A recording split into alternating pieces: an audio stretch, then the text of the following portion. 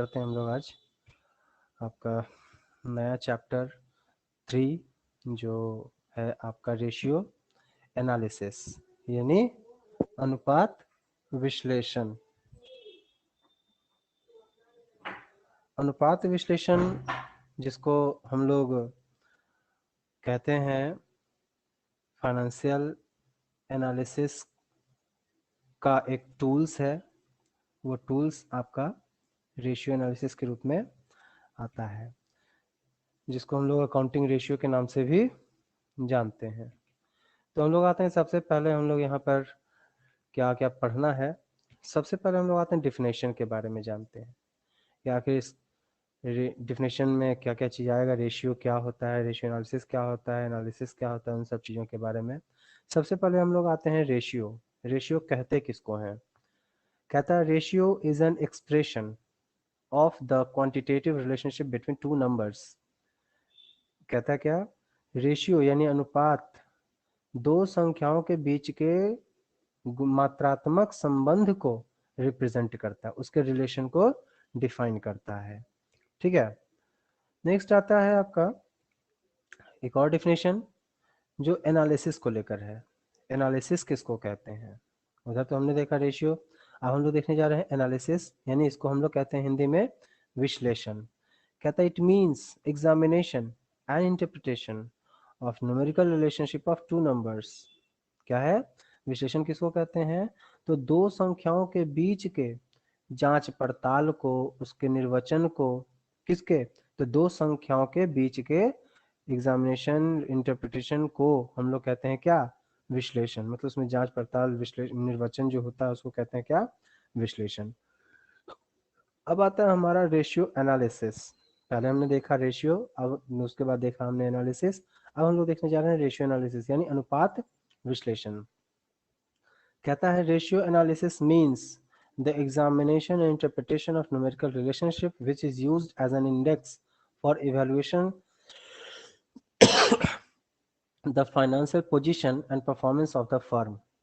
क्या कहता है कि अनुपात विश्लेषण दो संख्याओं के बीच के जांच पड़ताल और उनके निर्वचन का है, जो किसी भी फर्म के फाइनेंशियल पोजीशन को जज करने के लिए, इवेलुएट करने के लिए, जानकारी करने के लिए पर्याप्त होता है।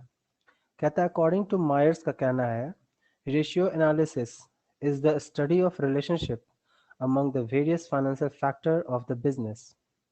रेशियो एनालिसिस क्या हुआ? दो संख्याओं के बीच के अलग अलग फैक्टर्स के बीच जो रिलेशन होता है नंबर के, उसको कहता है ये अनुपात विश्लेषण। अब हम लोग देखने जा रहे हैं अकाउंटिंग रेशियो। अभी तक हमने देखा रेशियो, फिर एनालिसिस, फिर रेशियो एनालिसिस। अब हम देखने जा रहे हैं अकाउंटिंग रेशियो। कहता है the ratio based on financial statement are called financial ratio और अकाउंटिंग रेशियो। कहता है वो अनुपात जो फाइनेंशियल स्टेटमेंट के आइटम के आधार पर तैयार किया जाता है उसको कहते हैं फाइनेंशियल रेशियो या फिर अकाउंटिंग रेशियो। यानी when ratio are expressed on the basis of accounting information such ratio is called accounting ratio. मतलब वो इंफॉर्मेशन जो फाइनेंशियल अकाउंटिंग के आधार पर तैयार किया जाता हो, रिलेशन को डिफाइन किया जाता है, उसको कहते हैं क्या? Accounting ratio. जे बैटी का भी कहना उसी तरीके से है। The term accounting ratio is used to describe significant relationship which exist two figures shown in the balance sheet and profit and loss account or in in any part of the accounting organization। कहता है कि एक organisation के accounting के किसी भी part को, चाहे वो बैलेंस शीट हो चाहे प्रॉफिट एंड लॉस अकाउंट हो, दोनों के बीच जो भी आइटम हो गया उनके नंबर के बीच जो संबंध हम लोग डिफाइन करते हैं उसको कहते हैं क्या? अकाउंटिंग रेशियो यानी लेखांकन अनुपात। अब हम लोग देखने जा रहे हैं आखिर इसका उद्देश्य क्या होता है। अकाउंटिंग रेशियो जो हम लोग कैलकुलेट करते हैं या तैयार करते हैं या प्रिपेयर करते हैं वो क्यों, उसका उद्देश्य क्या है? सबसे पहला है to measure the profitability of a business by calculating gross profit और operation profit and net profit. मतलब इस अकाउंटिंग रेशियो कैलकुलेट करने से हम किसी भी बिजनेस के बारे में प्रॉफिटेबिलिटी को जज कर सकते हैं। प्रॉफिटेबिलिटी यानी लाभदायकता, उसमें लाभदायकता भी क्या क्या, तो चाहे ग्रॉस प्रॉफिट हो, ऑपरेटिंग प्रॉफिट हो या नेट प्रॉफिट हो, शुद्ध लाभ, सकल लाभ या संचालन लाभ जो होता है उसको हम पता कर सकते हैं। दूसरा आता है आपका determine the operation efficiency of business by calculating the operation and activity ratio. कहता है ऑपरेटिंग इफिशियंसी जज, किसी भी बिजनेस के ऑपरेटिंग इफिशियंसी को जज करने के लिए हम लोग बिजनेस का operating and activity ratio calculate करते हैं, उसके माध्यम से हमको पता चलता है। आगे कहता है to assess the solvency of the business by calculating solvency ratio. किसी भी बिजनेस के सॉल्वेंसी पोजीशन को जज करने के लिए हम लोग सॉल्वेंसी रेशियो कैलकुलेट करते हैं, यानी शोधन क्षमता अनुपात। अगला आता है चौथा आपका to help in forecasting and budgeting. इसी से आप भविष्य, बिजनेस के भविष्य के बारे में और बिजनेस के बजट के बारे में आप तैयारी कर सकते हैं, उसमें आपको तैयार करने में मदद करता है। आगे कहता है to simplify and summarises accounting information. Accounting information को आप सिंपल तरीके से और समराइज तरीके से आप उसको प्रेजेंट कर सकते हैं। नेक्स्ट आता है आपका टू फैसिलिटेट कंपैरेटिव एनालिसिस। तुलनात्मक विश्लेषण करने में भी आपको मदद करता है। उसके बाद आता है to help in management, help the management in decision making. किसी तरह के डिसीजन लेने के लिए मैनेजमेंट को ये मदद करता है। नेक्स्ट आता है to help in financial planning. वित्तीय नियोजन करने के लिए भी ये आपको अकाउंटिंग रेशियो मदद करता है मैनेजमेंट को। नेक्स्ट हम लोग आते हैं method of expressing ratio. Ratio को हम लोग तीन तरीके से रिप्रेजेंट करते हैं, एक प्योर रेशियो, दूसरा परसेंटेज रेशियो और तीसरा रेट रेशियो या टाइम रेशियो के तौर पर हम लोग इसमें रिप्रेजेंट करते हैं। आइए एक एक करके हम लोग इसको देखते हैं। सबसे पहला आता है मेथड ऑफ एक्सप्रेशन रेशियो में प्योर रेशियो। प्योर रेशियो जिसको शुद्ध अनुपात भी कहते हैं, कहता है in this ratio represent direct relationship between two numbers. इसमें रिप्रेजेंट रेशियो जो होता है रिप्रेजेंट करते हैं डायरेक्ट दो संख्याओं के बीच। कैसे? एग्जांपल के तौर पर लेट करंट एसेट्स आपका दिया हुआ है 10,000 और करंट लिएबिलिटी दिया हुआ है आपका 5,000। Then current ratio is, ratio हम लोग कैसे रिप्रेजेंट करेंगे, तो करंट एसेट्स और करंट रेशियो, करंट लिएबिलिटी के बीच जो रिलेशनशिप शो ऑफ होता है उसको कहते हैं हम लोग करंट रेशियो। तो करंट रेशियो का आपका फॉर्मूला होता है करंट एसेट्स और करंट लिएबिलिटी, जो आप देख सकते हैं यहाँ पर 10,000 डिवाइडेड बाई 5,000 है, तो आप इसको अगर काटेंगे तो आपका आएगा 2:1। इस तरह से प्योर रेशियो हम लोग रिप्रेजेंट करते हैं इस टू, यानी 2:1 के तौर पर। इसी तरीके से रिलेशन शो ऑफ होगा। नेक्स्ट हम लोग आते हैं परसेंटेज रेशियो। अगला आता है मेथड एक्सप्रेसिंग रेशियो में परसेंटेज यानी प्रतिशत अनुपात। मतलब जब किसी संख्या के बीच रिलेशन शो ऑफ होगा परसेंटेज में तो उसको कहेंगे percentage ratio. In this ratio represent as percentage. इसमें रेशियो कैसे रिप्रेजेंट करेंगे, परसेंटेज के तौर पर। लेट सेल दिया हुआ आपका 5 लाख और ग्रॉस प्रॉफिट दिया हुआ 1.5 लाख। तो एक फॉर्मूला आता है ग्रॉस प्रॉफिट रेशियो, जिसको निकालने के लिए हमारे पास फॉर्मूला होता है gross profit divided by net cell into 100। तो आपका कैलकुलेट जब होगा तो 1,50,000 divided by 5 lakh into 100 calculate होगा आपका 30%। क्योंकि यहाँ परसेंटेज में शो ऑफ हुआ है तो इसको कहेंगे क्या, परसेंटेज रेशियो कहते हैं। नेक्स्ट आता है आपका रेट रेशियो और टाइम रेशियो। इसको हम लोग कहते हैं गुणा अनुपात। मतलब कोई संख्या किसी संख्या का कितना गुना है। कहता है in this ratio determine the one number how much multiple of two number. मतलब इसमें ये रिप्रेजेंट किया जाता है रेशियो के तौर पर कि कोई एक संख्या किसी दूसरी संख्या का कितना गुना है। जैसे एग्जांपल आप देख सकते हैं नेट क्रेडिट सेल दिया हुआ 1,25,000 एंड एवरेज डेटर दिया हुआ है 25,000। तो एक फार्मूला हमारा आएगा डेटर टर्नओवर रेशियो। वो निकालने के लिए हमारा फार्मूला होता है net credit cell divided by average debtor. तो हम लोग कैलकुलेट करेंगे 1,25,000 डिवाइडेड बाय 25,000 इक्वल टू कितना टाइम में कटेगा, 5 टाइम्स। जो तो इस यहाँ पर जो हम लोग रेशियो लाएंगे उसको कहेंगे टाइम्स में, यानी कोई संख्या किसी संख्या का कितना गुना है, 5 गुना। तो यहाँ पर हम लोग उसी सर तरीके आवाज से कट रहा रिप्रेजेंट है। करेंगे। हाँ आवाज कट रहा है सर बहुत। ओके, थोड़ा सा ट्राई कीजिए, कोशिश कर सकते हैं हम, नेटवर्क को देख सकते हैं। तो इस तरीके से हमारा रेशियो होगा क्या, टाइम रेशियो, यानी कोई संख्या किसी संख्या का कितना गुना है। आगे हम लोग देखेंगे अब टाइप्स और classification of accounting ratio. Accounting ratio को कितने तरीके से रिप्रेजेंट करते हैं, वो कौन कौन? तो पहला आएगा आपका लिक्विडिटी रेशियो, दूसरा आएगा आपका एक्टिविटी और टर्नओवर रेशियो, तीसरा होगा आपका सॉल्वेंसी रेशियो, और चौथा होगा आपका प्रॉफिटेबिलिटी रेशियो। क्लियर है? तो अब हम लोग इसको एक एक करके डिफाइन करेंगे और इसमें कैसे कैलकुलेट करेंगे फॉर्मूला, वो हम लोग यहाँ देखने जा रहे हैं। सबसे पहला आते हैं हम लोग लिक्विडिटी रेशियो, यानी तरलता अनुपात। कहता है liquidity ratio measures the firm's ability to meet current obligation. तरलता अनुपात बिजनेस ऑर्गेनाइजेशन के, फर्म के करेंट ऑब्लिगेशन यानी चालू दायित्वों को चुकाने की क्षमता को रिप्रेजेंट करता है। कहता है it represent the ability to pay the short term डेप्ट। इससे चालू दायित्वों को चुकाने का आपका क्षमता को डिफाइन करता है। ये रेशियो होता है आपका दो तरीके का, एक होता है आपका करेंट रेशियो, दूसरा होता है आपका लिक्विड रेशियो, यानी एक चालू अनुपात और दूसरा होता है तरल अनुपात। ये दोनों एक एक करके हम लोग यहाँ डिसाइड करेंगे, पढ़ेंगे। सबसे पहला आता है आपका करंट रेशियो, यानी चालू अनुपात। कहता है current ratio represent the relationship between current assets and current liability, यानी चालू अनुपात चालू संपत्ति और चालू दायित्वों के बीच के संबंध को डिफाइन करता है। It is also known as working capital ratio. इसको हम लोग वर्किंग कैपिटल रेशियो के तौर पर भी काउंट कर सकते हैं, मतलब इसको वर्किंग कैपिटल करंट रेशियो को आपको वर्किंग कैपिटल रेशियो के नाम से भी जाना जाता है। इसका standard ratio, it's standard ratio is 2:1। इसका स्टैंडर्ड रेशियो होता है 2:1, जो 2 रिप्रेजेंट करता है करंट एसेट्स को और 1 रिप्रेजेंट करता है करंट लिएबिलिटी को। तो इस तरह हमारा करंट रेशियो का फॉर्मूला होता है current assets divided by current liability.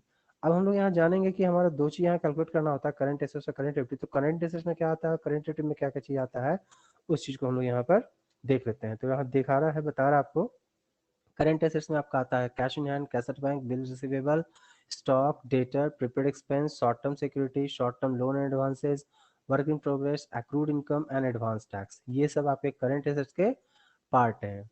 उसके बाद आता है आपका करंट लिएबिलिटी, यानी चालू दायित्व। तो चालू दायित्व में आता है आपका creditor, bills payable, bank overdraft, outstanding expense, propose dividend, provision for tax, unclaim dividend, short term loan and borrowing. ये सब हमारे करंट लिएबिलिटी के पार्ट होते हैं। अब अगला आते हैं हम लोग लिक्विड रेशियो। लिक्विडिटी का मतलब क्या होता है, ability of assets to convert in cash in very short period. कहता है तरलता का अर्थ क्या होता है कि चालू संपत्तियों का, यानी संपत्तियों का कैश में कितना जल्दी कन्वर्ट होने का क्षमता है। कहता है this ratio represent the capacity of solvency in very short period. कहता है ये अनुपात जो है ये आपके संपत्ति का कैश में कन्वर्ट होने का क्षमता दिखाता है, ताकि आप अपने चालू दायित्वों को किस तरह से भुगतान कर पाते हैं, कितनी जल्दी, वो रिप्रेजेंट करता है। कहता है इट्स स्टैंडर्ड रेशियो इज 1:1। इसका स्टैंडर्ड रेशियो कितना होता है आपका 1:1। This ratio is also known as quick ratio और एसिड टेस्ट रेशियो। इसको हम लोग क्विक रेशियो के नाम से भी जानते हैं और एसिड टेस्ट रेशियो के नाम से जानते हैं। तो यहाँ पर हमारा फॉर्मूला होता है लिक्विड रेशियो का, करंट एसेट्स माइनस स्टॉक और प्रीपेड एक्सपेंस को घटा देते हैं करंट एसेट्स में से और डिवाइड करते हैं करंट लिएबिलिटी से। यानी इसको एक तरह से जान सकते हैं करंट लिक्विड रेशियो को एक और नाम से जान सकते हैं, एक और फॉर्मूला यूज कर सकते हैं, liquid assets divided by current liability. Clear है? अब हम लोग देख रहे हैं यहाँ पर लिक्विड एसेट्स में क्या क्या चीज आता है। करंट एसेट्स में तो हमने देखा, करंट एसेट्स में से हमारा प्रीपेड एक्सपेंस और स्टॉक अगर घटा दिया जाए तो वो बचता है हमारा लिक्विड एसेट्स। तो यहाँ लिक्विड एसेट्स में क्या क्या चीज आएगा वो हम लोग यहाँ देख लेंगे, cash in hand, cash at bank, bill receivable, debtor, short term security, short term loan and advance and accrued income. ये सब हमारे ऐसे एसेट्स हैं जिसको कैश में बहुत ही जल्दी कन्वर्ट किया जा सकता है। ठीक है? और करंट लिएबिलिटी को हम लोग यहाँ पर लेंगे। करंट लिएबिलिटी में आपका creditor, bills payable, bank overdraft, outstanding expense, propose dividend, provision for tax and unclaim dividend and short term loan and borrowing यहाँ पर आता है। अब हम लोग अगला देखने जा रहे हैं एक्टिविटी रेशियो। एक्टिविटी रेशियो को हम लोग कहते हैं क्या, इसको परफॉर्मेंस रेशियो भी एक तरह से कहा जाता है। तो हम लोग यहाँ देख लेंगे, activity ratio reflects the firm's efficiency in utilising its assets. Activity ratio firm के संपत्ति का उपयोग किस प्रकार से किया जा रहा है उसकी क्षमता को यहाँ रिप्रेजेंट करता है। कहता है this ratio indicate the activity and operational efficiency of the firm. ये बिजनेस के एक्टिविटी और ऑपरेशनल एफिशिएंसी को दिखाता है या बताता है। कहता है this ratio are also called performance ratio और टर्नओवर रेशियो। इसको हम लोग परफॉर्मेंस रेशियो और टर्नओवर रेशियो के नाम से भी जानते हैं। कहता है दिस रेशियो ऑफ कैलकुलेटेड नहीं this ratio is calculated on the basis of cost of goods sold और सेल। ये रेशियो जनरली हम लोग कॉस्ट ऑफ गुड्स सोल्ड या सेल के आधार पर कैलकुलेट करेंगे। It comes in number of times. ये जनरली इसका आंसर आएगा हमारा टाइम्स में, यानी कोई संख्या किसी संख्या की कितनी गुनी है उस चीज में रिप्रेजेंट करेंगे। तो आते हैं हम लोग एक एक करके इसका टाइप देख लेते हैं। एक्टिविटी रेशियो का कितने टाइप है। सबसे पहला आता है आपका स्टॉक टर्नओवर रेशियो, दूसरा आता है आपका फिक्स एसेट टर्नओवर रेशियो, तीसरा आता है करंट एसेट टर्नओवर रेशियो, फिर चौथा वर्किंग कैपिटल टर्नओवर रेशियो, फिर debtor turnover ratio, average collection period, creditor turnover ratio और एवरेज पेमेंट पीरियड। ये सब एक एक करके हमारे फॉर्मूला आएंगे एक एक करके सबका। तो हम लोग एक एक करके यहाँ देखते हैं। सबसे पहला आता है हमारा stock turnover ratio.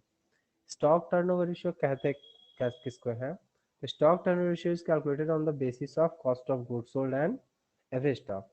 Cost of goods sold sorry stock turn ratio कैसे कैलकुलेट करते हैं, तो कॉस्ट ऑफ गुड्स सोल्ड और एवरेज स्टॉक के बीच के रिलेशन को डिफाइन करता है। तो स्टॉक टर्न रेशियो बराबर होता है क्या फॉर्मूला, तो cost of goods sold plus या net sale divided by average stock. क्योंकि हमने अभी यहाँ बताया है कि हमारा यह फॉर्मूला आएगा कॉस्ट ऑफ गुड्स सोल्ड और एवरेज स्टॉक के जगह के बारे में रिलेशन होगा। लेकिन अगर कॉस्ट ऑफ गुड्स सोल्ड ना कैलकुलेट किया हुआ ना दिया हुआ हो तो हम लोग नेट सेल का उपयोग कर सकते हैं। देखेंगे हम लोग। सबसे पहले यहाँ आते हैं कॉस्ट ऑफ गुड्स सोल्ड कैसे कैलकुलेट करते हैं। तो cost of goods sold calculate करने का हमारा फॉर्मूला होता है opening stock plus purchase plus direct expense minus closing stock.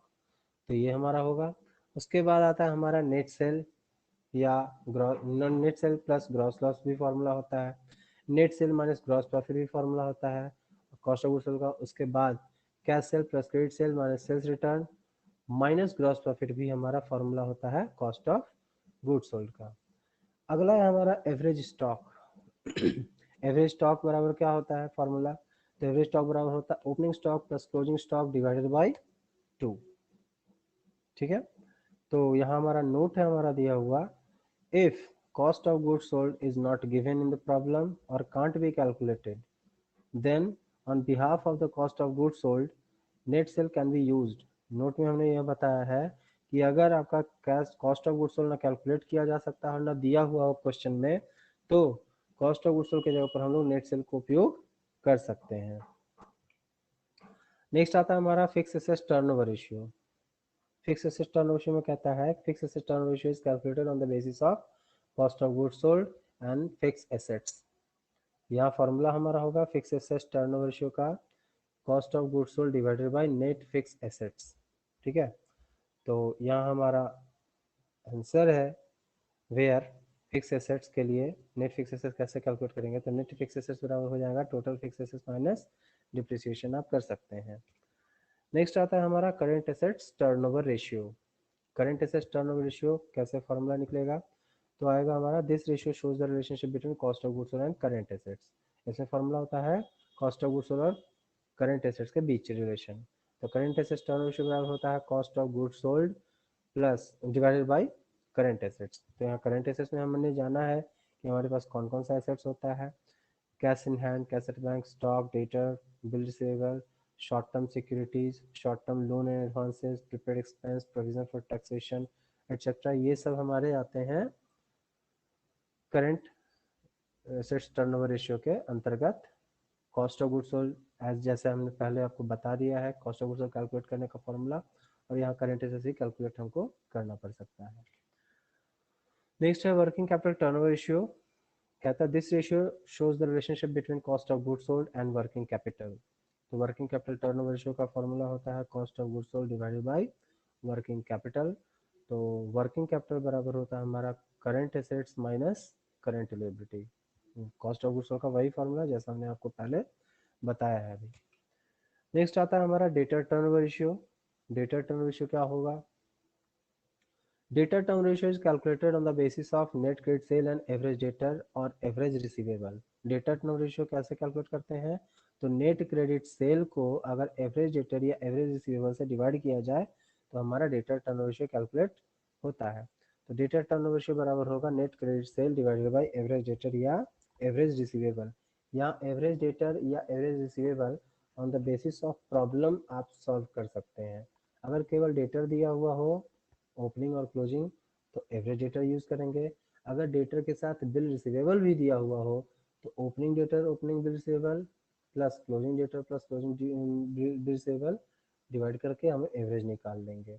और अगर सिर्फ एक ही डेटर दिया हुआ या तो ओपनिंग या फिर क्लोजिंग तो हम सिर्फ उसी को उपयोग करेंगे एवरेज डेटर के तौर पर, उसमें डिवाइडेड बाई 2 नहीं करेंगे। तो यहाँ पर हम लोग फार्मूला देख सकते हैं नेट क्रेडिट सेल निकालने के लिए हमारे पास फार्मूला है नेट क्रेडिट सेल बराबर होता है total credit sale minus sales return या फिर total sale minus cash sale minus sales return है। उसके बाद है हमारा एवरेज डेटर निकालने का फार्मूला। तो एवरेज डेटर बराबर होता है opening debtor plus closing debtor divided by 2। और अगर एवरेज रिसीवेबल निकालना हो तो वो हमारा फार्मूला होता है opening debtor plus opening B R plus closing debtor plus closing B R divided by 2। Clear है? नेक्स्ट आते हैं हम लोग एवरेज कलेक्शन पीरियड को फॉर्मूला में निकालने के लिए। एवरेज कलेक्शन पीरियड में एक ऐसा मतलब एवरेज पीरियड है जिसमें सारे डेटर से हमारा कलेक्शन कब हो जाएगा उसको डिफाइन करने का काम करता है। कहता है this ratio shows the relationship between net credit sale and average debtor या एवरेज रिसीवेबल के बीच फार्मूला होगा। तो हमारा फार्मूला यहाँ आएगा एवरेज कलेक्शन पीरियड बराबर एवरेज डेटर या एवरेज रिसीवेबल इंटू 365 या 52 या 12 divided by net credit cell आपका आएगा। नेक्स्ट आते हैं हम लोग क्रेडिटर टर्नओवर रेशियो कैलकुलेट करना है। तो क्रेडिटर टर्नओवर रेशियो कैसे कैलकुलेट करते हैं? क्रेडिटर टर्नओवर रेशियो बराबर होता है इसमें it is calculated on the basis of net credit purchase and average creditor या एवरेज पेबल होगा हमारा फॉर्मूला। तो क्रेडिटर टर्न रेशियो का फॉर्मूला होता है क्रेडिटर टर्न रेशियो बराबर हो जाएगा net credit purchase divided by average creditor और एवरेज पेबल, या तो यानी एवरेज क्रेडिटर लें या फिर एवरेज पेबल, उसी तरीके से जैसे डेटर एवरेज कलेक्शन पीरियड में था हमारा। तो आते हैं नेट क्रेडिट परचेज निकालने के लिए हमारे पास फॉर्मूला होगा total credit purchase minus purchase return या फिर टोटल परचेज माइनस कर्ज परचेज माइनस परचेज रिटर्न। और उसके बाद एवरेज क्रेडिटर अगर हमको निकालना हो तो एवरेज क्रेडिटर बराबर होगा आपका opening creditor plus closing creditor divided by 2। और एवरेज पेबल अगर निकालना हो तो opening creditor plus closing opening BP plus closing creditor plus closing BP divided by 2। ये हमारा एवरेज पेबल का फॉर्मूला होता है। नेक्स्ट आते हैं हम लोग एवरेज पेमेंट पीरियड निकालने के लिए, मतलब एक ऐसा पीरियड जिसमें हमको सभी क्रेडिटर को पेमेंट करना हो। तो this ratio is also shows the relationship between net credit purchase and average creditor या एवरेज पेबल। आएगा हमारा एवरेज पेमेंट पीरियड के लिए फॉर्मूला होता है एवरेज क्रेडिटर या एवरेज पेबल इनटू 365 या 52 या 12 divided by net credit purchase होगा। यहाँ पर 365 अगर आपको डे में निकलेगा आंसर निकालना हो तो आप 365 यूज़ करेंगे। अगर वीक में निकालना हो यानी सप्ताह में तो हम 52 से गुना करेंगे यानी 52 से। और अगर मंथ में निकालना हो तो हम लोग 12 से मल्टीप्लाई करेंगे यानी 12 मंथ। ठीक है।